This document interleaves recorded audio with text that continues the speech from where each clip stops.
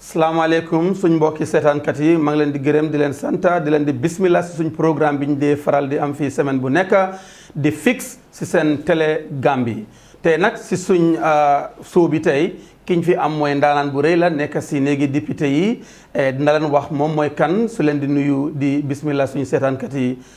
kon suma gan bi bismillah nuyul askan bi wax leen yow yaay kan ak si lan ngay yëngu. jërëjëf no monsieur Jallow man maay honorable Dawda Kawsu Jawara waaye ñu bari Sana Jawara lañ ma dee ooyee National Assembly member la for Upper Fuladu West Constituency si néegi député bi lay nekk di serve no si several committees and also the constituency of Upper Fuladu West.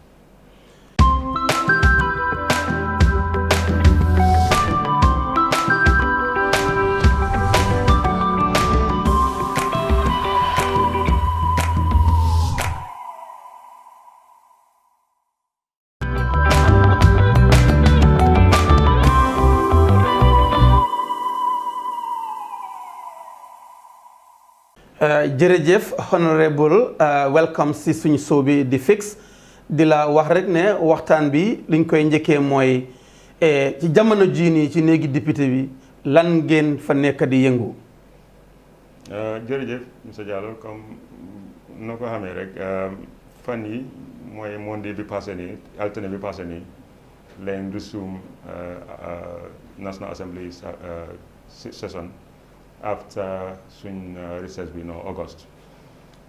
bu ñu resume nag na ñaari bills leen table langum mooy the Women Enterprise no Fund bill ak the draft constitution 2020 proclamation bill bi so démb rek lañ commencé debate bi on the draft constitution after giving it no the 24-hour dictated time si constitution bi ne moom la war a def no suñ ko table for the first reading. Then the second reading dañ war a am 24 hours then ñu soog a dugg into the debate démb nag commencé nañ debate bi waaye léegi fu mu nekk nii debate bi ajoon nañ ko ba on next Monday parce que tey lañ am président bi mu ñëw deliver state of the nation address am si néegi député bi te boobu tamit nañ ko continuer di debate on Monday moving forward. loolu baax na mu ngi mel ni yéen a ngi soog a tàmbali waxtaan si loi bu bees bu ñu war a teg si réew mi yow foog nga ne loi bi dina jàll yéen seen place moo nekk néegi député bi dina ko romba wane ne waaw dañ ko war a jël mu nekk loi réew mi. loolu laa yaakaar te loolu na war a demee ndax dina am da du am des na si député yi ak naka leen si contributé waaye daal dafa nekk dina nekk lu nga xam ne dina ne tardé Gambia lu bari su dee paasu jàllut no si néegi député yi pour mu dem si nit ñi no pour ñu mën a am seen référendum pour mu make sure na ñu paas ko no mu ñëw nekk suñ constitution bu ñoo yoree parce que soo ko xoolee lu bari dugg na si lu olli xaalis rek waaye lu tubaab yi day wax blood sweat and tears yëpp dugg na si pour émotion si no dugg na si pour ñu mën a am suñ constitution bu ees bu nga xam ne dafa tooloo léegi fu mu nekk nii ak jamono yu ñu nekk nii pour mën a doxal réew mi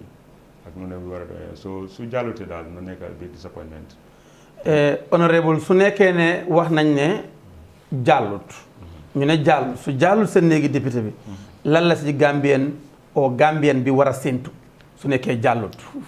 waaw su jàllute rek mooy dañoo continuer ak constitution bu ñu am rek mooy dañoo delluwaat ba mooy 1997 constitution moom la moo ñoo yóbbu te dañ foog ne boobu du ñu mën a yóbbul élection o liñ si séntu moo fa nekkut. déedéet dinañu mën a yóbbu kay dafa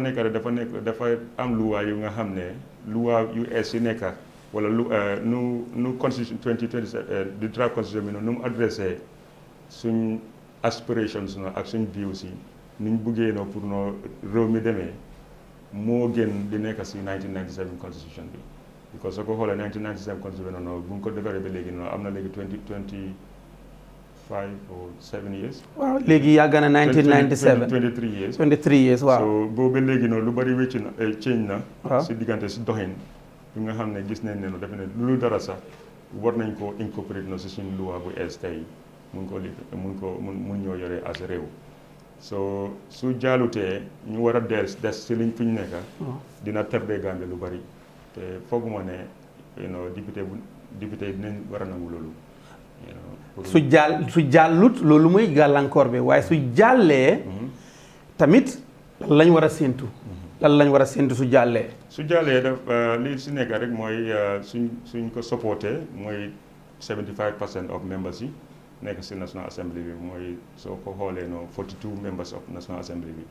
ñoo ko war a support pour mu mun a jàlla dem si next stage bi mooy si gàttal daal dañoo dem si référendum after su ko président bi assenté everything référendum bi nag dina ñëw si ni ko IEC seen timetable bi ni ñu ko waxee mooy around June July next year dañoo am di référendum so yaakaar nañ ne foofu tamit su ñëwee comme que Gambien si ëpp yëpp seen views la ay CRC capture pour nekk si draft constitution bi yaakaar nañ ne tamit loolu dina feeñ si voting pattern bi tamit pour mu mun a jàlla man foog naa ne su jàllee baax na su jàllut tamit dinañ am ay jafe-jafe tuuti moo nekk dellu gannaaw xaalis dina si dem waxtu dina si dem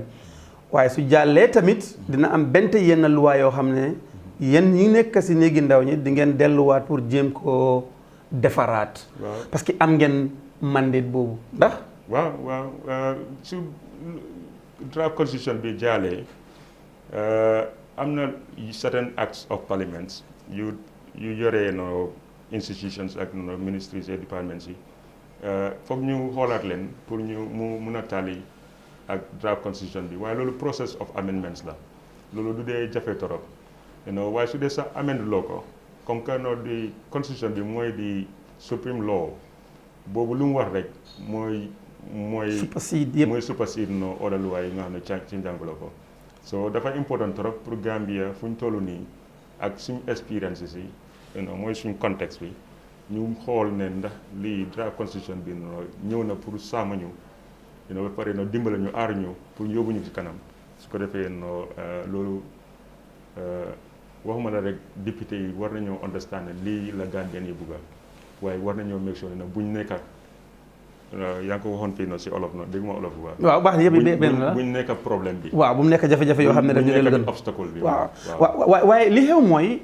ma jógee for exemple CRR nga jógee. man waa CRR la ma ne maa ngi jógee CRR East. Ñaamina East. ma dem fa am ko ne soo gisee bugut loi bi passé dañ fa bind ne góor ak góor dañ war a mun a sëy jigéen ak jigéen dañ war a mun a sëy su dañ dooleel human right to the extent that ne gay dañ ko war a accept ndax nun la fa taajoo taajowul fa noonu loolu nekk na fii noonu comme mbir mu rëy ñi ci xëccoo si lu bari lu yàgga lu métti ba nga xam ne CRC yi si seen final draft bi génne nañ wóot boobu noonu wóot bu ñu dee wax secular bu nga xam ne mun naa su dul léegi sax waaye xëy na 10 years. go ahead loolu sa laa bëggoon a dem next laajte waaw su dee 10 years 20 years si kanam mun nañ ñoo gis na lu mel noonu pour ñaari góor wala ñaari jigéen sëy fii te kenn du leen mun a def dara parce que loi bi suñ constitution bi si first provision bi moo leen aar ñoom tamit seen right boobu pour ñu def ko waaye constitution bi adresse na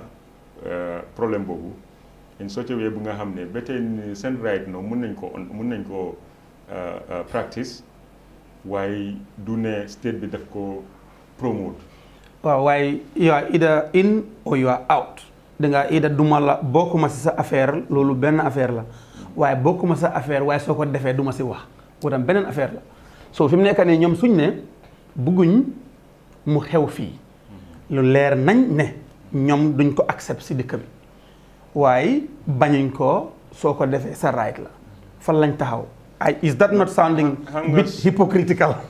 xam nga the word of contention bi foofu noonu mooy woon secularity bi te secularity boobu noonu suñ ko defoon in the first provision mooy the Gambia is a secular republic sovereign secular republic dafa tax lu bari mun a xew te doo ko mun a xañ nit ki because dañ bëgg a separate totally state bi ak faiths or religions or no Right. or no those kind of rights. While léegi no Gambia because of ñu ngi bëgg a entertain no human rights. While certain human rights so dee dafa conflict ak national interest du human right kon duñ ko mën a entertain. So si yëfi gay marriage so dee dafa indi public upheaval government bi noonu joxuñ benn provision si na constitution bi ne sa right boobu noonu mën nañ ko protect beyond that point. How man understand naa li nga wax bugguñ loo xam ne dinañ create conflict. waaw ci diggante bi. now secularity dafa dem. because su dee mun naa ñëw. go ahead please. su dee dañ fa bindal loolu woot boobu luñ mën a gis fii noonu si kanam tuuti mun naa méngoo ne di nga gis ku ñëw fii noonu mu build chapel. waaw specifically pour tubaab yi noonu o non nit nekk si bitim réew mun na ñëw ñu Gambia pour sëy fii as gays te doo sëy bi du si mun dara waaye nga tey noonu fu ñu nekk nii noonu nu mu mel nii ku bugg a def loolu méngoo wut na ak suñu national values so duñ ko mën a tolérer. ok all right honorable su nit génnee léegi nii ñëw si télé bi taxaw fi ne moom gay la moom dafa bugg a nit ñi xam ne moom gay la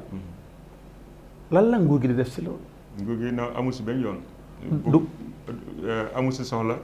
te ku la laal tamit su dee ku laal kooku tamit. waaw lu waa mun naa dox sa kaw na. because ngeen mel ni bañuñ ko waaye ku ko def duñ la wax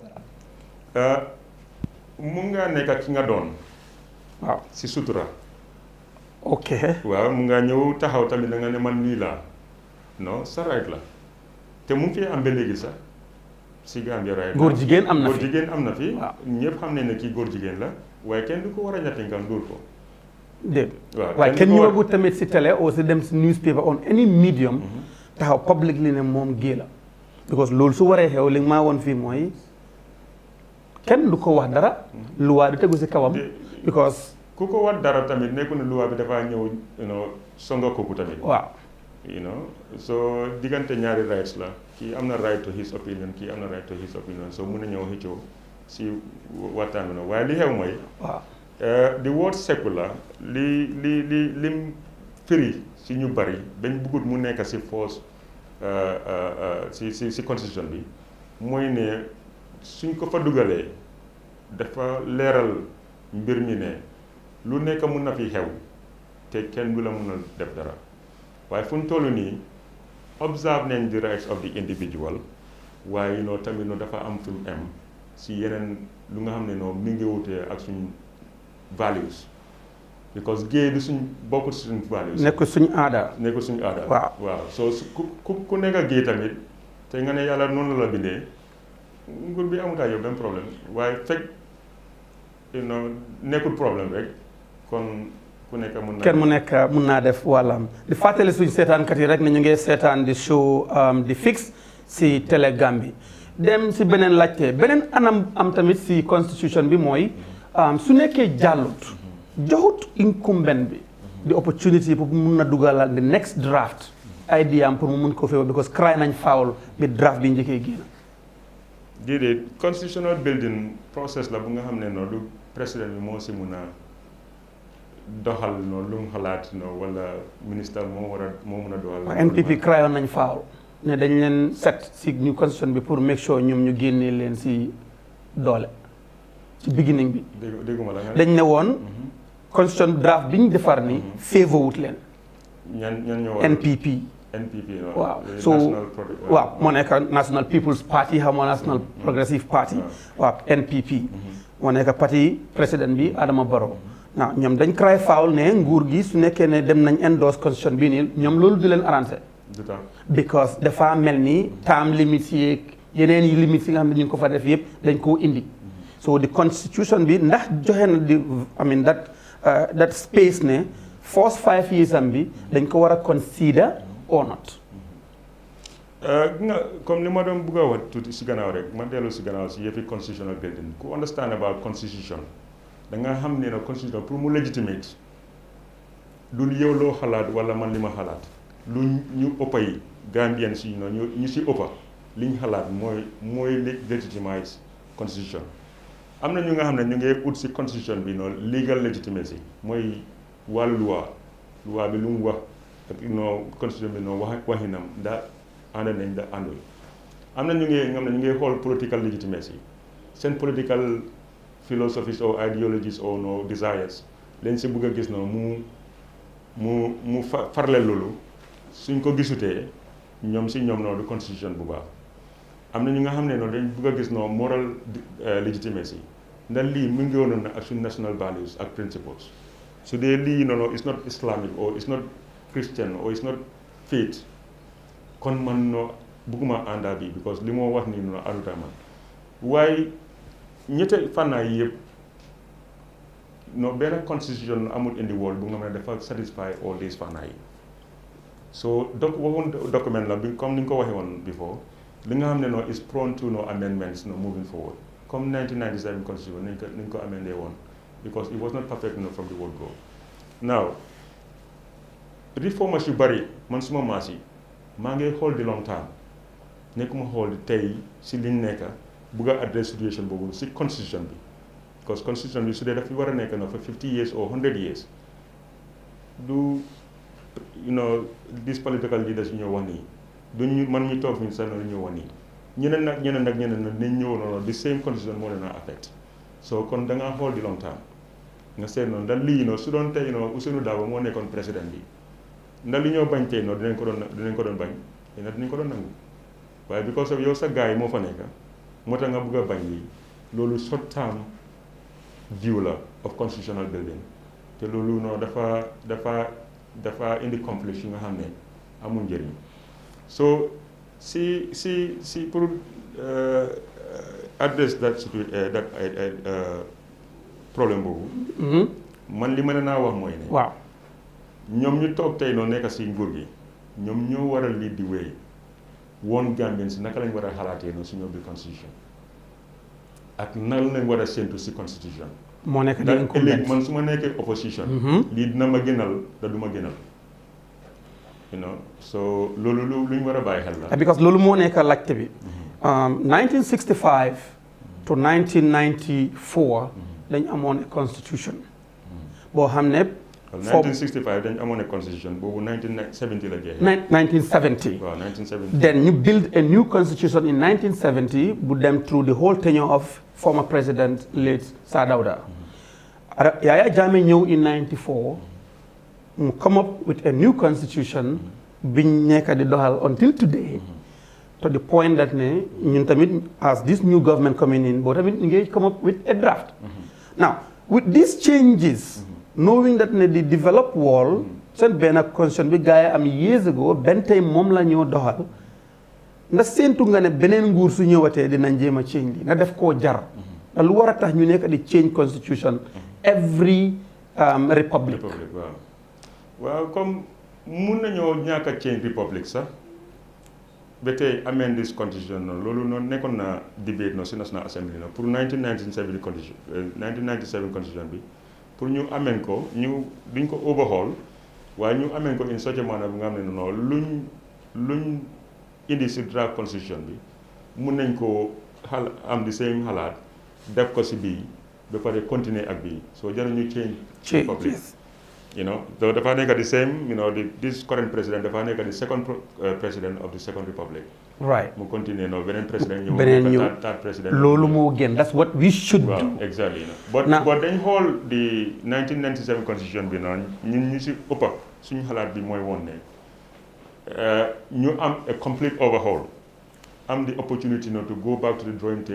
table again hire the service of experts pour ñu dimbale ñun in constitution a new constitution moo gën dan ñu bëgg a defaraat bi bu nga xam ne dañ ko tampa about 50 something times some of the provisions ñu ngi conflict each other so ñu jox ko experts yi comme CRC experts yi ñu dem consult with Gambians home and abroad pour ñu mën a am a better form of constitution bu nga xam ne mën nañoo yóbbu lu yàgga dañ ñu bëgg a create surgery on this one nekk di change waaw now Honorable Jawara looking at suñ constitution bi ñu am nii right now xam naa ne lii lu am solo la because lii la ñuy waxtaanee si jamono jii nii ñu ngi naan démba maa ngi déglu honorable Sidia mu ngi emphasize that section fu mu wax ne pour nga legitimate to become either a National Assembly member or so dangaa dégg anglais ak any other prominent Gambian language. Now, prominence, when you all Gambian languages are prominent. Would it be in your interest for you to translate this constitution into the Gambian language for the layman in Mahmoud Fana, somebody living way down in Kartong or Koena, for understand Luayeni, because it's everybody's right. So, go violate, how to call it? I mean, Hamut Luabi is not an excuse. No, Honorable Sidia Jatta, Pan-Africanist. Gambian la bu nga xam ne dafa gom nationality like all of us but moom champion la ci because daf ko dee advocate daf ko dee promote no daf ko dee defend no fu mu mun di dem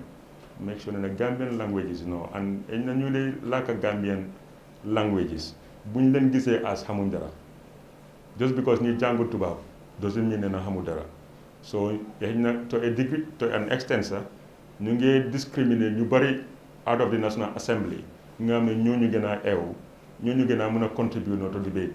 dan ñun ñu fa nekk tey just because mënuñoo dégg anglais dégguñ anglais moo tax ñu foogee noo jàng ne waruñu faa qualifier pour ñëw so loolu dafa nekk lu dëgër na si honorable Sidia Jatta however in as much as man understand naa loolu te ànd naa moom noonu si xalaat boobu maa ngi laaj ma boppa where is the logistics no li nga laajte nii pour translate for example this draft constitution into Mandinka naka lañ dee waxee nkoo si Mandinka man dama xamuma man sose la nkoo waaye naka lañ ko dee spelling no ban façon spelling la ñoo use nkoo naka NKO yow si sa xalaat man su ma gis keneen mën na koo xalaatee neneen so lii dafa war a nekk a grade syllabus waaw nga document ko nga teach ko as part of curriculum systems ñi ci understand ne non lii suñ ko gisee ne non NKO loolu nkoo la te lii la miin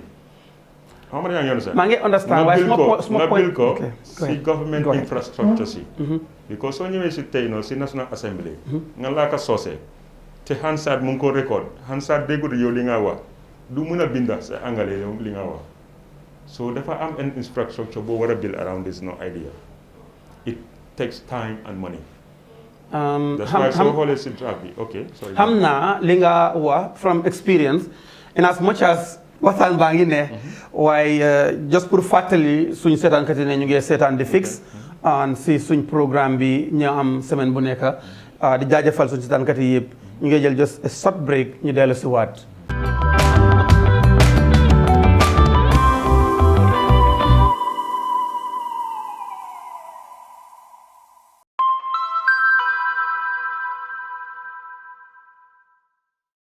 di leen bismillah gannaaw bi ñu jógee suñ short break bi la seen programme bi ñooy am fii si Télé Gambie seen programme bi tudda di fix far di leen koy amal fii nii semaine bu nekk nekkut ne dañuy jël constitution bi ñu bind ko si kàllaamay olof pour soose si réew mi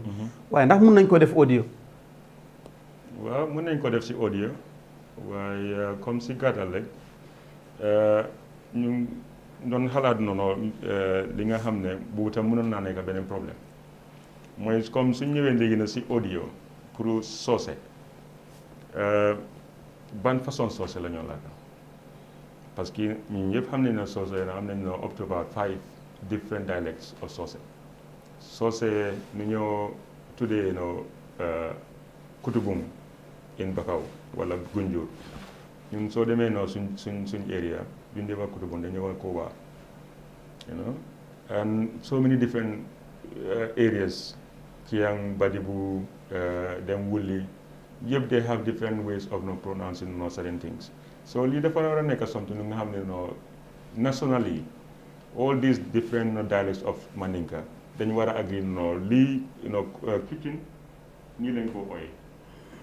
loolu war a nekk so lii tamit dafa need another consensus a big consultation so tey no ku bugg a def no this provision a rule like a law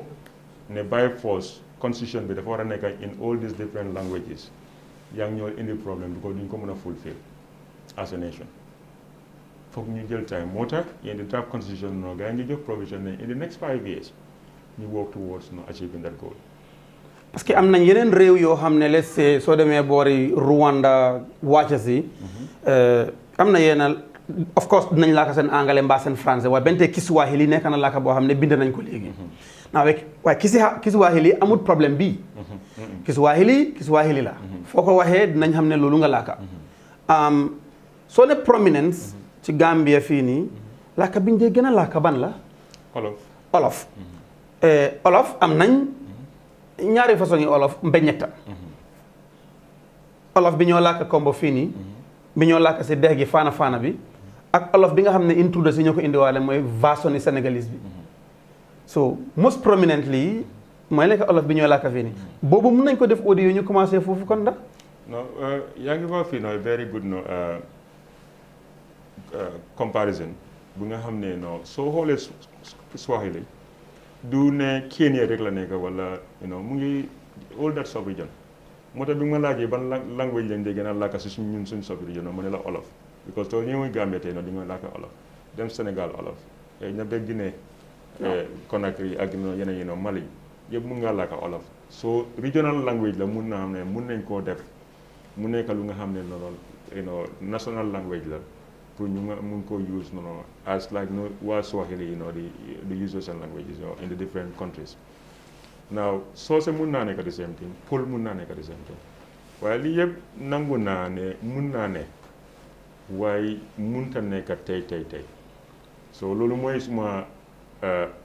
point of concern pour the promulgation of this draft constitution loolu warta nekk the sticking point ba nga xam ne nit dina mën a ne du ma support this draft constitution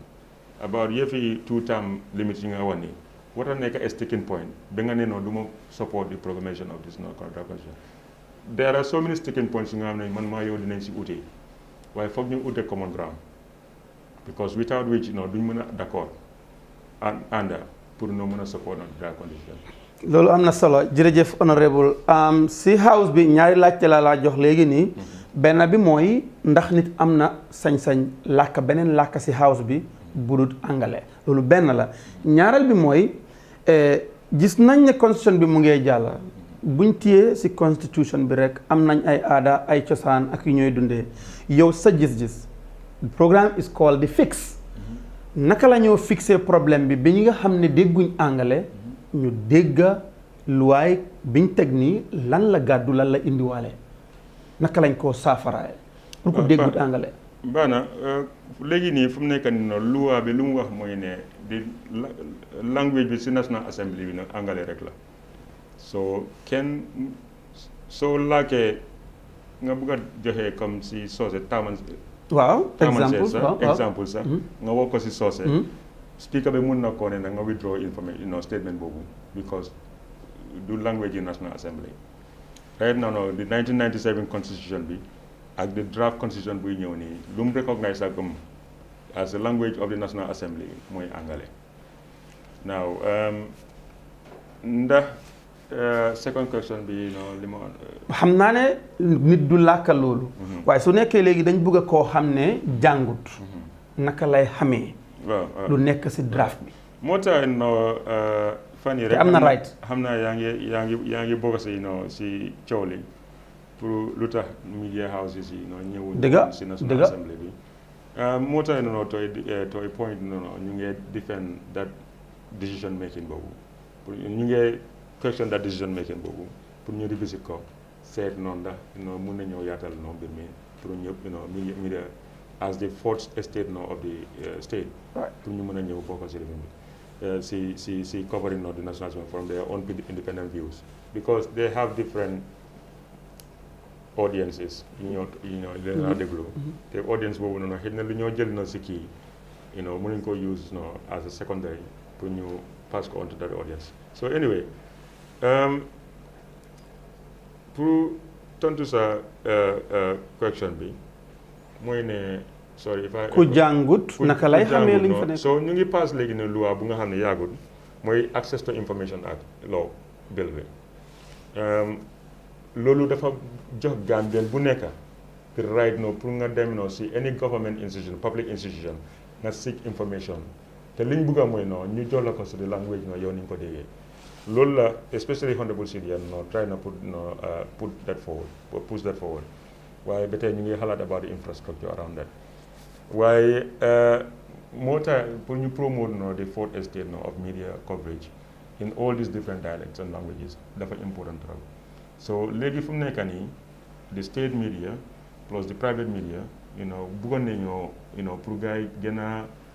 enhance seen capacity on doing this comme tey li ñoo def nii normally man maa ngi lakkal anglais yu bëri. waaw waaye xam nañ loolu normal na for a Gambian. soo demee Sénégal su ñuy làkk seen olof dinañ ci dugal French bu bëri. so loolu du problème. si biir suñ waxtaan bi. laal nga tuuti si media house yi ñu tere woon ñu dugga barki démb. yow sa gis de loolu lu war la nda warul. waaw xam nga am na nu ma ko waxee dafa mel ni maa ngi contest decision the National Assembly Services gis naa seen rational bi behind that decision because of si COVID-19 bu nekk nii maa ngi ne di wax ak yow tey maa ngi sol mask this is not normal si suñ deliberations yi interactions yi waaye ñu ngi ko def ba tey so because of that same reason moo tax National Assembly Service ñu decide on lii amul anything to do with député yi waaw National Assembly Service dañ am service National Assembly Service nga ñoo xam naa ne yaa ngi diplomatique yaa ngi very diplomatic between the clerk and the speaker foofu la ko presse bi tënk ne ñoom ñoo joxe décision bi clerk liggéeyam man joxuma ko doole bi loi moo ko jox doole so su defee liggéeyam àndut ak man suma bugga du ma ko blame su dee dafa toppa loi bi because decision like this mun na koo make waaye ndax ànd na ak luñ bugga pour make sure that there is more participation especially in the draft constitution building waaw nga timing bi dafa important si man so like I said su dee normal times la mun naa understand ne dañ bugg a wàññi the presence of people waaye tey sax mun naa ne undermine and the same credibility of that because li happen mooy yeneen sittings yi yëpp presse bi dañ dee dugga particular day ñu stop leen ñoom ñu gis ne xëy na dafa am li xew ba pare waaye allowing only 3 loolu nekkoon wax bu rëy coow bi jóg GPU jóg condemn ko probably gisuñ di rational yow bi nga gis man the reason why may waxee lii nekkut ne damaa jël stance pour defend the press as a press person waaye li xew mooy National Assembly bi yàgg nañ di allow ñi ñu dugga jox leen seen section ñu def particularly draft constitution bi foofu lay waxee ne tey dama dem si National Assembly bi ma xool si kaw ma gis ne foofu yëpp daf daan empty fan yi yëpp waaye tey because of ñu ngi am the nation of the state of the nation address allow nañ public gallery bi ñu am ñu fa ne ñooñu ñu fa toogee yaakaar naa ne in the same vein media bi mun nañoo toogee noonu so loolu dina nekk something nga xam ne on Monday su ma amee di flow dinaa put that concern to si speaker bi te hopefully that dina ko gisee ne nekku ne dañoo challenge the whole notion waaye dafa nekk something dañ bëgg the full participation of every single actor in society si nation building bi si constitutional building bi because without which constitution bi du mën a legitimate. jërëjëf yow sa stand foofu set na yaa ngi jógee si political party boo xam ne bu fës la si dëkk bi UDP lan mooy seen stance constitution bu es bi ak lan mooy di way forward yéen foo leen teg seen bopp fi mu nekk nii coming 2020 UDP stand mun naa la wax comfortably ne we are in support of this draft constitution because dañ ko gisee ne it's a good departure from the 1997 constitution so ñu ngi advocate tamit they try to engage suñ other colleagues yu nekk on the other side of the aisle pour ñu yëpp ñu gisee lii ne du politique lii constitution building weesu na politique suñ si dugalee politique rek noonu ñu yaaxa process bi waaye suñ gisee lii ne ñu yëpp a bokkat si lii kay moom lii moom pour ñëpp la because ëllëg tey Adama Barrow moo fa nekk as the president 2021 kana faa nekk kenn xamul so tey loo xañ Adama Barrow ëllëg yow nga ñëw nekk président bi mun ngaa ñàkkaloo sa boppa li nga xam ne daanaka noonu loolu nga doon xañ Adama Barrow waaye fekk yow léegi yaa ngi ni noonu xañ ko sa boppa so ñu ngi bëgg a lii na ñu xoolee ko noonu from that perspective ne noonu lii national development la lii du yëfi tey ak ëllëg politics so ñu work together make sure ne noonu lii pass nañ ko. so comme 2021 foo leen teg seen bopp losers or winners as a political party. nu ko benn waa ji waxee no mu ne this 2020 election is an election UDP stands to lose because we have every reason to win it. xam nga yaa ngi understand. waxate repeatal loolu nga ne UDP. angale la. waaw maa ngi bëgg a dégg angale non mooy ne non li nga win ba pare. waaw. xanaa nga lose ko de. ok waaye moom si nu ko gisee lii win nañ ko ba pare. so yéen seen gis-gis UDP dañ win ba pare. waaw so it's our election to lose no but we've already won it. yan example moo leen wan ne you've already won. because as right now man as far as I'm concerned the prominents have actually started deviating. yéen a ngi share the whole cake with GDC. share the same cake with GAP Citizen Alliance ñëw nañ. ba pare yéen a ngi share the same platform with APRC who have actually foog naa def nañ seen draft bi together pour reject this constitution ñoom pare wu ñoo support bi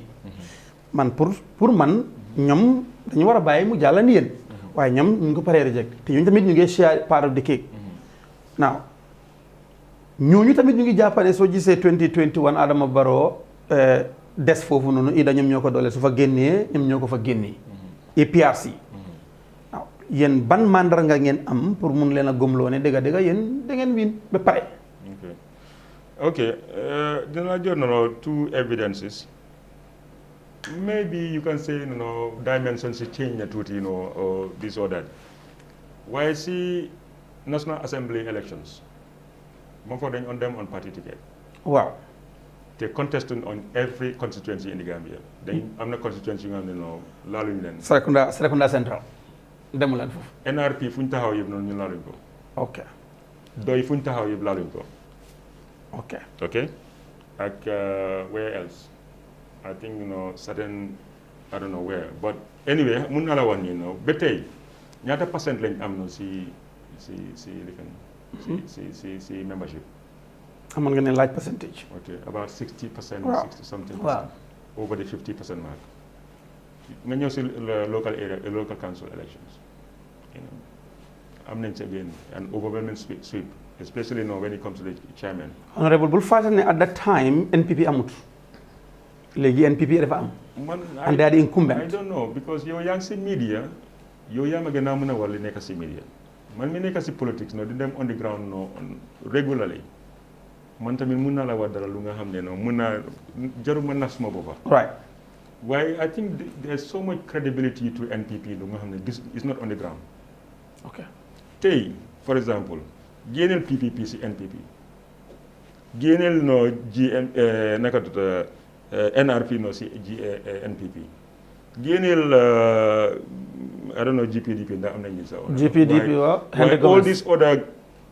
people party leaders ñu nekk within PPP NRP Aïssatou Touré's angle all these other angles génneel na si NPP NPP nga seet loo fa desee. It's a small party, just with a big name, because of incumbency. NPP is a small party. I believe su nekkee loolu yëpp. No, I'm not. Why NPP suñu déggee lii dinañ kii no waaye mooy sa gis-gis. no waaye man lii mooy suma gis-gis. te lii laa fekk tamit on the ground. ñu bari ñi nga xam ne tey man soo demee suma constituency for example képp ku nga xam ne is associated with the NPP has a party, another party mu nga xam ne through loolu la join NPP or dafa jógee UDP dem NPP. ñu si ëppa so ñooñu yëpp soo ñu waree delluwaat back to their home NPP dafa war a stand on its own contest general 2021 election with all these other parties xanaa ñu form coalition. non li ma loolu laa bëggoon a laajte ndax UDP start nañ that chance pour mun a make sure ñu start negotiation ak ñeneen ñi di waxtaan affaire yi coalition because simple majority bi su demee rek coalition rek moo fi des. coalition tamit ak the type of coalition nekkoon ne da ngaa coalition with any party 24 hours in election in politics. It's a long time. So aguñ foofu yi agum ñun lu ñoo xalaat ñu rek is how to actually sweep the polls come 2021. Okay. If the time comes now that we feel that we need to actually form a coalition with another party, we will come to the national. I'm sure the party executive. Well, it's September 2020.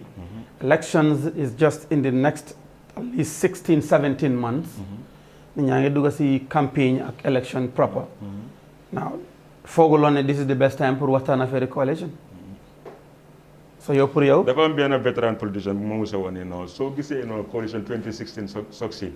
because they did it in the brink of time. If it was done 2 months earlier, they've done break. Like ndaam ak boobu noonu.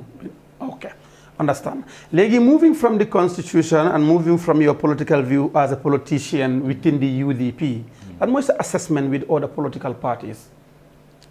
As in their performances, percentage gaining what they have gained on the ground. No, yow nga sa boss. Yow moom nga ne man am comfortable. Waaw yow moom foog nga ne win nga ba pare sooy lose da ngaa lose li nga am ba pare.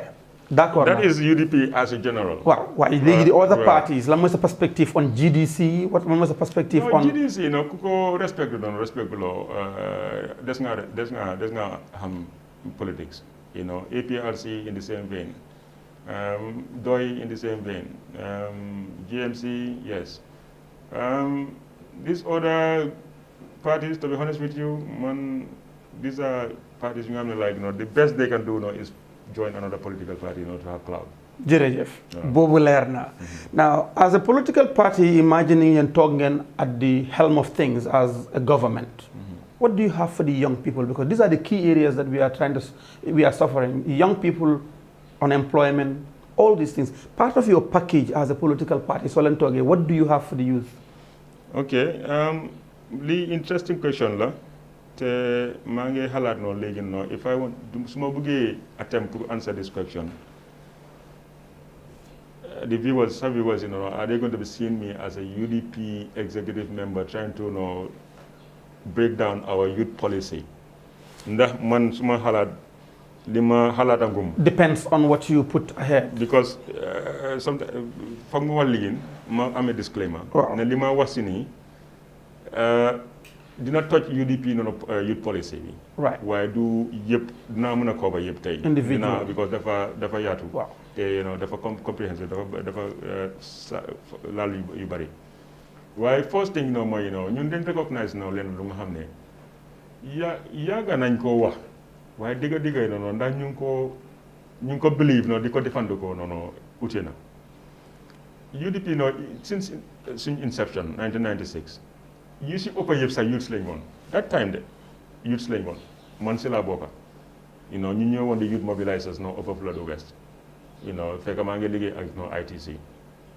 daj nañ lu nekk waaye ba tey soo xoolee lu ñu dee wax si UDP yëpp ñu ngay gis mag yi youths si duñ daan show face duñ daan showcase duñ leen daan put forward ñu understand ñoom Ibrahima Diba yàgg nañ nekk UDP depuis bu ñu nekkee dem school waaye nit yi xamuñ leen ba léegi